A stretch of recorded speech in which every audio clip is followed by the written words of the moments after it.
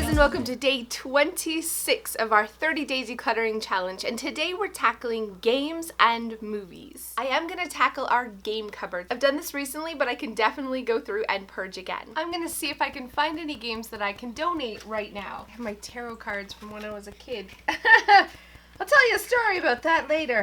Okay, so my stepmom once took an old Guess Who game that she found at Value Village or a thrift store, and she put our family's pictures. She found pictures on Facebook of people wearing like sunglasses, and some people with like had mustaches and different color hair, obviously our whole entire family. So we have a family Guess Who, and this makes a really sweet Christmas gift. I absolutely adore this game. We've never even played Taboo. I think I bought it secondhand, but we're gonna let this one go to somebody else. I loved this game when my kids were little, this honeybee game, but honestly, they're really too old for it, so let's pass it on to someone with small children. We have Jenga cubes, which is pretty similar to this wooden Jenga, but we really prefer this wooden one, so I'm gonna let this cube one go. Spyfall is our favorite game right now. I am so in love with this game, so this is a keeper. Mastermind! Mastermind's so fun! Whack-a-mole is one that we never play, and it's big and it just always sticks out of the box, so I'm gonna donate this one too. Now that I've freed up some space, I can get the board games that we store upstairs and bring those down so we have all the board games in one spot.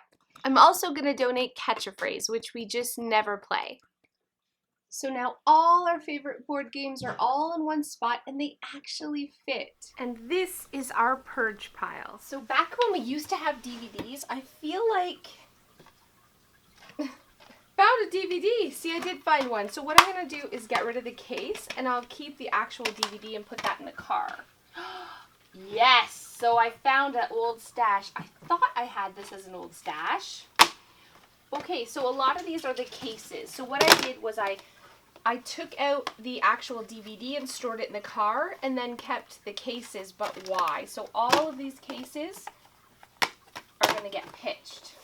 Okay, I'm gonna be honest, when I first transferred all of our DVDs into this type of system, I still kept the cases, obviously, because it felt wasteful, I guess, to throw them out. Is that crazy? It felt wasteful to throw these out, but I forgot I had them. It's been years. We love this system. It's easier to find them. You just flip through like a book, grab the one you want. It's easier to store them. They take up so much less space. I'm never going back, which means I don't need to keep these empty cases. Give it a try today. If you are drowning in just kids' DVD cases, try this system, even if you just pack these up to see if you go back to them. When you come across them 6 months or a year from now, you'll be so glad that you got rid of them, and it'll be easier to let them go for good. So check out my garbage pile, and over here are all the DVDs that I am going to donate. So I ended up purging way more than I thought I would. I'm feeling pretty proud of myself right now. So set your timer for 15 minutes and purge your DVDs, movies, games, whatever it is right now. So hey guys, thanks so much for those of you who have stayed to the end. So it's kind of story time. It's not funny. I know. It's not even embarrassing. Which is like, do I have stories that aren't embarrassing? Yes, I do. You might find it embarrassing. When I was decluttering, I found my tarot cards. Okay, so I left home young, very young, like 15, 16, and my boyfriend and I, at the time, we just like hitchhiked all over. We are free spirits. Don't put us in a box. And for money, he was busking on the side of the road, like with his guitar, and I tried to contribute. We tried bongos. I had a little bass guitar with an amp. I couldn't keep a tune. I can't sing. It's like a dying cat. So I just beat with a triangle or like the cowbell. More cowbell! No, it was not my forte. So anyways, when we were in downtown Toronto, someone read my fortune on the side of the road. You know, they had like a little wooden sign, and I was like, oh, there, I'll give you $5 to read my fortune.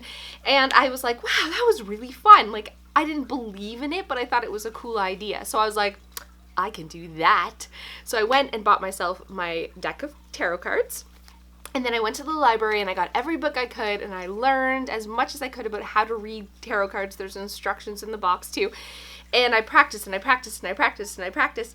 And then finally, when I felt pretty confident in that, I started reading tarot cards for $5 on the side of the road. And then I learned how to do palm reading. And they're actually like, it's not a real thing, but there is like a there is like a rule which each line on your hand means. So I learned all of that, and I started doing, for $10, I would read your palm and do a tarot card reading. And then I had like customers that would come, you know, they would do it once a week. And it was all just for fun. Like it was just, it was me just bullcrapping. I wore like the big, you know, gypsy earrings, and I had the flowy dress, and I had the table with the tablecloth, and I was like, okay, you need to touch it and put your energy into the cards and shuffle them. And it was a thing. I was bringing my A game, and it was, anyways, it was all great. And I thought for a minute, like, maybe I'll be a psychic when I grow up. I was very strange, and until the cops came. And then the cops came, and after, I probably did it for a year, making pretty good money, and then apparently you need a license to be a fake psychic. Apparently you have to get a license from the city to be a fake psychic on the side of the road. It's not just like playing a guitar where they can toss in money. You're providing a service, you're, you know, exchanging money. I needed a license and all this things. I didn't have it, so I got a fine. And then I was just like, a license? That feels like a real business. Stick it to the man. I'm not doing that. And I went on to do some other flighty crap. And that's the story of why I have a deck of tarot cards. I thought I'd share it with you. I'll see you next time.